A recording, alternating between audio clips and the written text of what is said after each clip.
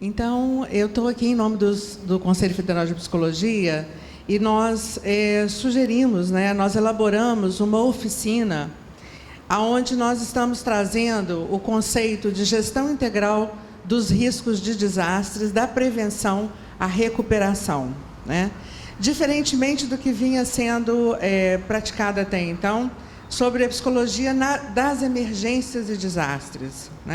De acordo com a ONU, que propôs essa mudança do paradigma do atendimento à emergência e desastres, nós também, os representantes dessa comissão, que são do Brasil inteiro, também propomos essa mudança de paradigma para a psicologia. Aqui uma contextualização rápida sobre a questão dos desastres no Brasil. Esse é o Anuário Brasileiro de Desastres da última edição de 2013, onde nós temos 493 desastres naturais no Brasil, 4.433 municípios afetados, 70,99% devido à seca e estiagem, mais de 18 milhões de pessoas afetadas, enfermos ou feridos totalizaram mais de 168 mil, sendo 183 vítimas fatais, 41 óbitos em virtude de deslizamentos, 38 por enxurradas, mais de 11 milhões afetados pela seca na região semiárida do Brasil, com 68.047 enfermos. Isso dá para a gente uma contextualização das pessoas afetadas e do que nós precisamos enfrentar. O número de municípios afetados, 4.433, sendo que, na região sudeste, nós tivemos, eu não estou conseguindo ler aqui o número, mas um grande número depois da região nordeste. 746. Isso.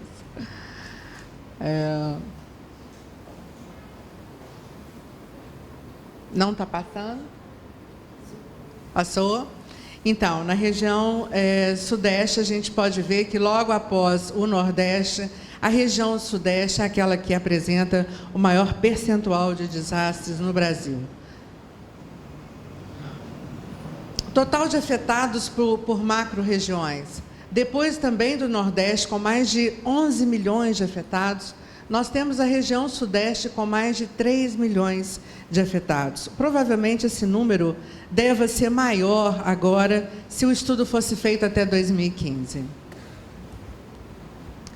A Comissão Nacional de Emergência e Desastre no âmbito do Conselho Federal, ela foi criada em 2014, quando a gestão atual do Conselho chamou a mim e a Ionara Rabelo, representante de Goiás, para que a gente organizasse essa temática no Conselho Federal.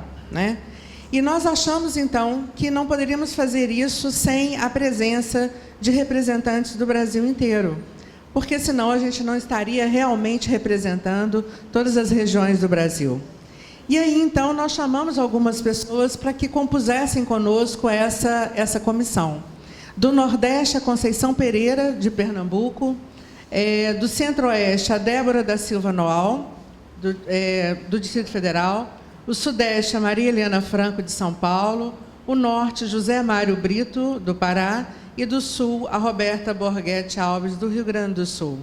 E nós temos também outras pessoas dessas regiões que fazem parte da comissão, como Samira, Fátima, Lucélia, eu não posso esquecer ninguém.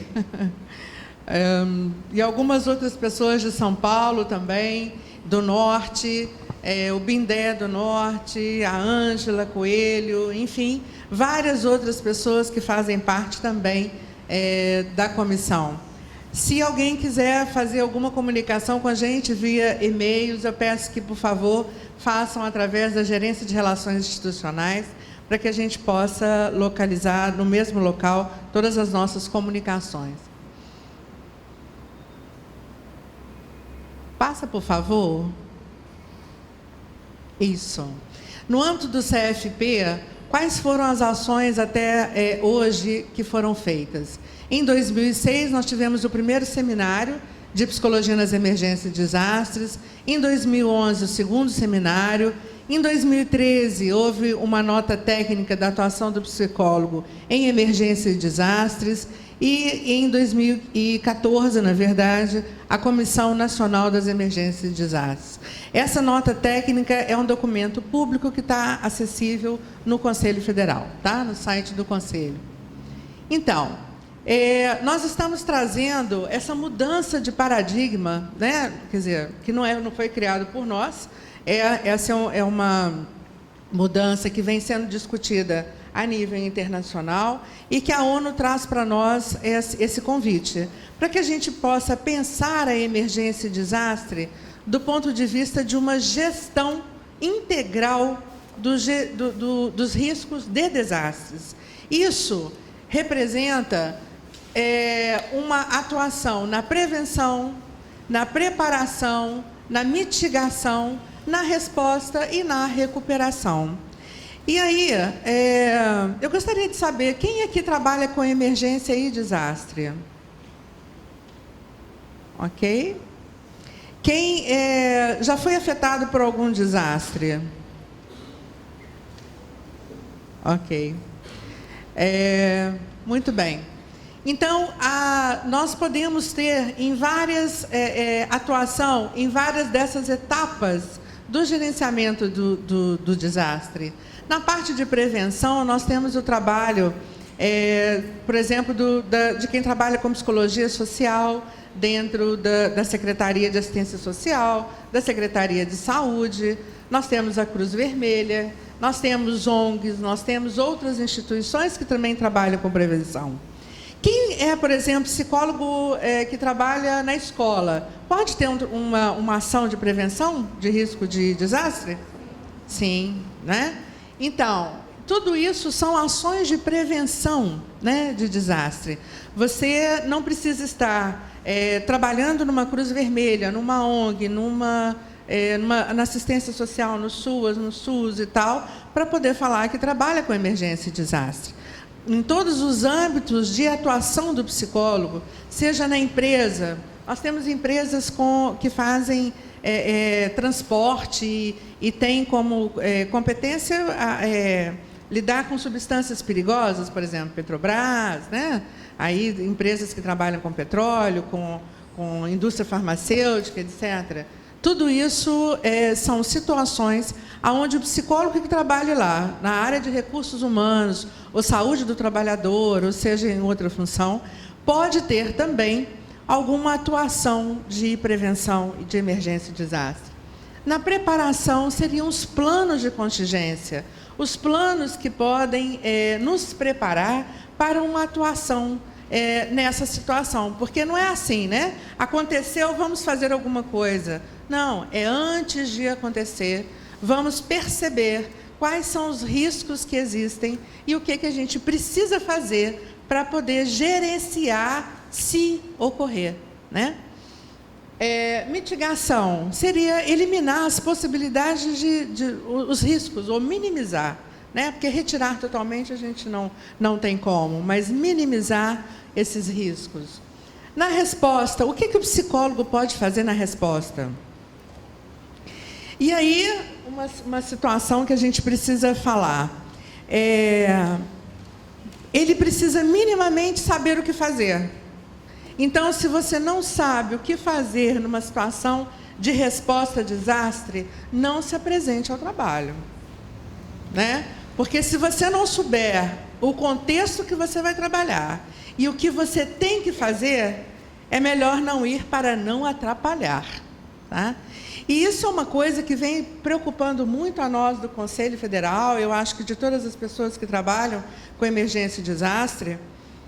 Há pouco tempo nós tivemos lá o desastre de Mariana, e nós tivemos no sul, Santa Catarina, e lá na Boate Kiss, aqui no Rio de Janeiro, em Teresópolis, Petrópolis, uma situação em que eu fico muito triste, que é as pessoas falarem assim: eu não aguento mais conversar com psicólogo, eu não quero mais falar com psicólogo.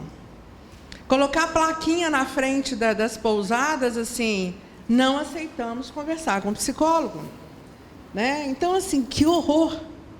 A psicologia, em vez de estar ganhando, porque ela está ganhando espaço, com certeza, principalmente nessa área, mas a gente tem que ganhar e não perder. E o trabalho mal feito, por falta de conhecimento de algumas pessoas que são muito bem intencionadas, mas não sabem o que fazer, estão levando a população afetada a não querer falar com o psicólogo, né? Isso, para nós, é um desserviço, vamos dizer assim. Então, para saber atuar nessa área, para saber o que fazer, precisamos nos informar, né, para que esse tipo de situação não ocorra. Recuperação. A recuperação é um momento pós, né, desastre, e pós aí pode demorar 3 meses, 6 meses, 1 ano ou até mais, né? Lá em Petrópolis, continua ainda no pós-desastre, porque muitas pessoas ainda não têm casa. Lá em Mariana, continua no pós-desastre também, tá? Aliás, está bem recente, 1 mês e meio, mais ou menos, que aconteceu. Então, esse pós-desastre depende também da intensidade do desastre. Então, é dentro desse paradigma que nós estamos trabalhando, na gestão integral do risco de emergência e desastre. Integral também porque envolve questões ambientais, questões sociais, questões de estrutura, por exemplo, a estrutura de uma cidade, né, o saneamento básico, o escoamento fluvial, enfim, envolve todas as áreas do conhecimento. Então, quando a gente fala em gestão integral do risco de emergência e desastre, nós estamos falando de todas as áreas do conhecimento que estão envolvidas no gerenciamento. E a psicologia é uma delas. E não é a mais importante. É tão importante quanto todas as outras. Tá? Daqui a pouquinho. Deixa eu só terminar o raciocínio, ok? Bom, então, esse é o paradigma que nós viemos trabalhando. O conceito de desastre que nós chegamos na comissão é baseado em tudo aquilo que nós já pesquisamos a respeito. Nós fizemos uma oficina, pesquisamos todos os conceitos de emergência, de desastre, e trouxemos um conceito. É um conceito bem grande que nós chegamos, mas que nos parece que abarca tudo aquilo que nós podemos estudar. O desastre depende da perspectiva daquele que o nomeia e do lugar que ele ocupa nessa interação com o evento. Quer dizer, aquilo que para mim pode ser um desastre, inclusive, que me afeta na minha vida, no outro pode não ser. E eu tenho um exemplo bem interessante disso. Numa situação que eu atendi lá no norte de Minas, onde teve um terremoto, matou uma criança, mais de 200 famílias ficaram desalojadas e tal. Uma pessoa que eu conversei falou para mim assim: olha, esse desastre foi a melhor coisa que aconteceu na minha vida. Aí eu falei: nossa, né? Pessoas perderam casa, pessoas morreram, criança morreu e tal. E ela, muito alegre, falou: foi a melhor coisa que aconteceu na minha vida. Eu falei: mas por quê? O que aconteceu? Né? Ela falou assim: eu achei meu marido e estou casando. Em menos de 3 meses eu conheci, namorei e já estou casando. Né? Ela morava numa região rural, muito afastada da cidade, não tinha oportunidade de ir para a cidade, e quando aconteceu, eles foram todos deslocados para o centro urbano. E lá ela achou o marido dela. Então, para ela, não foi um desastre. Então, isso dá para a gente uma boa ideia da perspectiva que o desastre depende de quem o nomeia. O conceito de desastre é utilizado para nomear muitos eventos ou processos com características distintas, partes da compreensão do desastre como uma ruptura do funcionamento habitual de um sistema ou comunidade devido aos impactos ao bem-estar físico, social, psíquico, econômico, ambiental de uma determinada localidade. Por exemplo, o evento da Boate Kiss foi um desastre?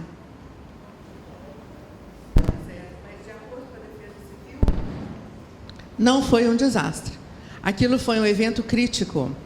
Aquilo foi um evento que aconteceu dentro de um local, dentro de uma boate, né? Um local comercial, e aquilo não impactou as estruturas sociais da cidade, não impactou, assim, não colapsou as estruturas, infraestruturas, as estruturas de atendimento da cidade. O que houve foi uma grande comoção social, né? Houve uma grande comoção no Brasil e na própria cidade, porque eram pessoas que são maioria estudantes, novos, uma cidade universitária. Então, por isso, aquele evento é um evento que a gente chama de evento crítico. Agora, desastre. Mariana é um grande desastre, com repercussões ambientais, sociais, né, bem severos. A região de Petrópolis também, Teresópolis, que aconteceu em 2011, também. Santa Catarina, tal. Agora, catástrofe. O que é uma catástrofe? Uma catástrofe seria, por exemplo, que aconteceu, eu não me lembro, recordo o ano, em Santa Catarina, há uns anos atrás, 2009, isso, quando a cidade de Ilhota foi toda, houve deslizamento de terra por causa das chuvas e tal, intensas chuvas, e destruiu praticamente toda a cidade, colapsando todas as estruturas da cidade, bombeiro, hospital, secretarias, as pessoas estavam envolvidas, também eram afetadas pelo desastre, né? Então, aquilo foi uma grande catástrofe. Faltam 10 minutos, ok.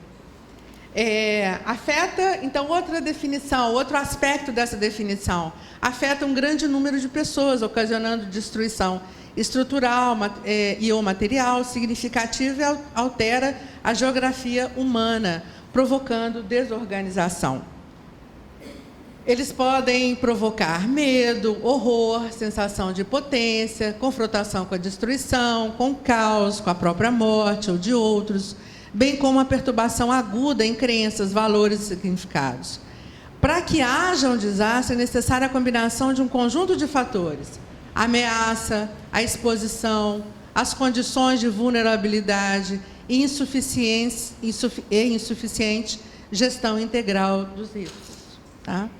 O desastre ele deve ser compreendido vinculado ao contexto no qual ele ocorre, ou seja, é necessário considerar as dimensões sociopolíticas, culturais da vulnerabilidade, capacidade, exposição de pessoas e bens, características, percepção dos riscos, etc.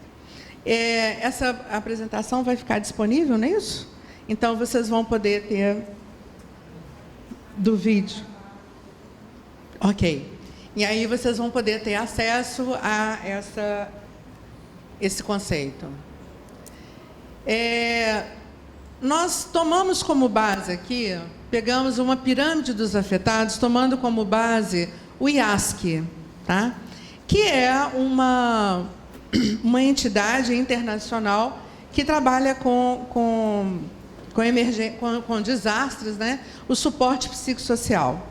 E aí, o IASC ele diz para nós o seguinte, que na pirâmide de afetados, de 75% a 80%, pode apresentar dificuldades, sofrimento, mas sem problemas de adaptação. Quer dizer, é uma reação normal frente a um evento que é anormal, né? Então, se a pessoa chora e se revolta e tem uma série de outros sintomas, né? É o que é esperado para uma situação que ela está passando, que é de dificuldade, né? 15% a 20% apresentam problemas psicológicos e psicossociais, que pode ser um luto mais complicado, que pode ser uma situação que aciona outros aspectos, outros conteúdos psíquicos que podem vir à tona após um disparo de uma situação vivida, né? E 3% a 4% podem apresentar problemas psiquiátricos. E aí a gente tem também uma questão de tempo. 75% a 80% com essa dificuldade aqui, vamos dizer, nos próximos 3 meses, 4 meses. É claro que cada um é um, né? Mas até 4 meses, 3, 4 meses, isso aqui tende a diminuir, minimizar e até acabar. De 15% a 20% com problemas psicológicos, pode demorar de 6 meses a 1 ano para se recuperar. E de 3% a 4% com problemas psiquiátricos, pode ser a longo prazo. Tá? Bom, é importante também que diga o seguinte, que isso aqui é com base no IASC. Nós temos algumas, e aí eu faço convite aos psicólogos que façam pesquisas, estudem, façam pesquisas, proponham pesquisas e nos deem os dados para o Brasil, né? Nós temos algumas pesquisas no Brasil que nos apontam números diferentes. Por quê? Porque isso depende de quê? De cultura, né? Isso depende de uma série de outros aspectos que nos vão dar os nossos scores, os nossos números, né? Isso aqui é para nível mundial. Mas e o Brasil, como é? Nós temos algumas pesquisas que falam de 25% aqui, ó, problemas psicológicos e psicossociais. Nós temos outras pesquisas que nos falam que esses números aqui também são maiores, 7%, 8%. Então, quais são os números do Brasil? Nós precisamos saber. Opa, queria o último slide.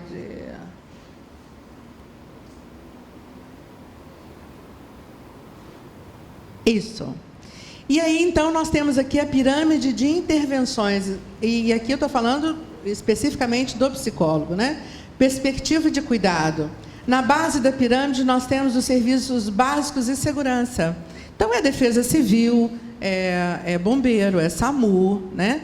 Que vão estar, polícia, que são os primeiros a serem acionados no caso de uma emergência. Depois, nós temos o apoio familiar e comunitário. E isso é feito, primordialmente, pelas secretarias de saúde, o sistema, né? O sistema SUS, os sistemas SUAS, né? Com o CRES, com o CRAS, o Ministério da Saúde, o SUS, com saúde mental, e todos os sistemas que compõem a saúde básica, a saúde da família e tal. Apoio não especializado seria aquele apoio que pode ser dado para as pessoas afetadas de não psicólogos, né? Nós podemos, por exemplo, treinar voluntários para que façam esse primeiro atendimento psicossocial, porque nem todos precisam de um psicólogo, né? Eles precisam ser acolhidos, eles precisam ser ouvidos, eles precisam ter as necessidades, algumas necessidades básicas atendidas, como, por exemplo, tirar uma nova carteira de identidade, achar um parente que ele ainda não achou, fazer um contato telefônico, enfim, coisas que não dependem de um psicólogo, né? Esse seria o apoio não especializado. Por exemplo, no aeroporto, na Infraero, tem o CVV, né? Que são aquelas pessoas que são treinadas anualmente, aliás, agora eu acho que é de 2 em 2 anos, que fazem o treinamento, um curso, e depois eles têm um grande simulado, onde eles simulam um acidente e as pessoas fazem o atendimento. Só que lá na Infraero, eles ainda ajudam os bombeiros na retirada dos feridos, isso assim, de possíveis acidentes que possam ocorrer dentro do espaço aeroportuário, tá? Então, eles ajudam desde os bombeiros, depois que os bombeiros retiram os feridos e tal, e eles ajudam ali naquele socorro, colocando as macas, colocando o colar e tal. Mas eles foram treinados para isso, por isso eles podem fazer, tá? Assim como também no atendimento a familiares. E nós temos também, então, no topo da pirâmide, o serviço especializado. E aí, sim, o psicólogo, o psiquiatra, as pessoas que trabalham com saúde mental, tá? Então, como vocês podem ver, no gerenciamento, né, do risco e do desastre, nós temos várias possibilidades de intervenções mas a especializada mesmo, nós temos só no topo da pirâmide, né? Então, como vocês podem ver, o psicólogo tem o seu lugar, tem o seu tempo, tem as fases onde ele pode atuar, mas a gente não pode dizer que todas as pessoas afetadas por um desastre precisarão de um atendimento psicológico, tá? Então, isso significa que, vamos dizer, na outra pirâmide, de 1 a 3%, são as pessoas que precisam de atendimento psiquiátrico. Deixa eu voltar aqui. Você pode voltar? Isso. 3 a 4% com problemas psiquiátricos e 15 a 20% com problemas psicológicos e psicossociais. Essas são as pessoas que vão precisar de algum suporte psicológico, mas não necessariamente uma terapia, não necessariamente de longo prazo. Isso pode ser de curto prazo, isso vai depender de cada pessoa, né? Porque cada um de nós vivencia essa situação de uma maneira. Então, é isso que a gente gostaria de trazer para vocês. Pode colocar o último, por favor. Mais um. Para frente. Mais um. Não. Bom, gente, então eu finalizo aqui a nossa apresentação, deixando para vocês essa proposta da gente trabalhar com a psicologia nessa perspectiva do gerenciamento integral dos riscos de desastres. Tá, ok?